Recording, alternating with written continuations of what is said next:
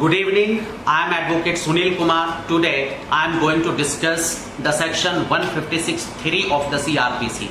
This section is used when the police doesn't register the FIR. Suppose a crime takes place in your vicinity and you goes to the police station to get your FIR registered, and police doesn't do that. Then under this section you can take the remedy. First of all, I'll discuss a judgment, namely Lalita Kumari versus Government of Uttar Pradesh 2001-4 Volume 2, Supreme Court Cases Phase 1. This case was delivered by the Constitution Bench of the Supreme Court. First of all, I would like to tell you what is the difference between the Constitution Bench and the other benches. When a bench consists of only single judge, then it is called the single bench. When a bench consists of two judges, then it is called division bench. When a bench consists of three judges, then it is called full bench. And when a bench consists of more than three judges, then it is called Constitution Bench.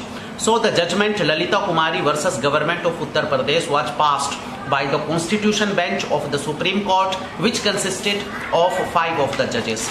In that judgment, it was held that when the information of a cognizable offence having been committed is brought to the notice of the police, then police is bound to register the FIR. Police doesn't have to go into the veracity of the facts, whether the allegations are true or false. Just first the police will register the FIR, thereafter the police conduct the inquiry whether the allegations are truth or not.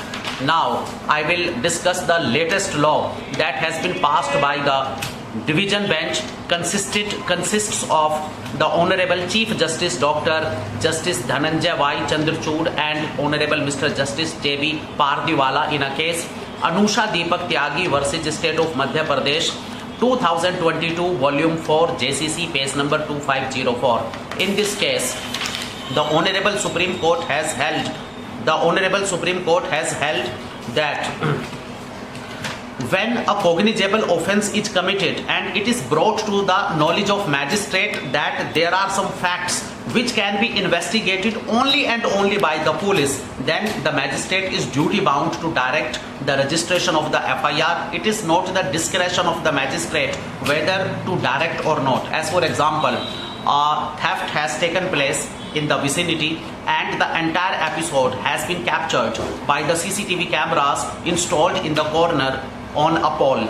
Now the victim doesn't have the right to get the recording of the CCTV cameras from the Delhi government. It is within the means of the Delhi police to do so. So under these circumstances, when it is brought to the knowledge of the magistrate that the facts are such, only police can investigate, then the magistrate is duty bound to direct the police to register the FIR. It is not the discretion of the magistrate. So it was a case. Tomorrow I'll come before you with some another important case. Thank you. Have a nice day.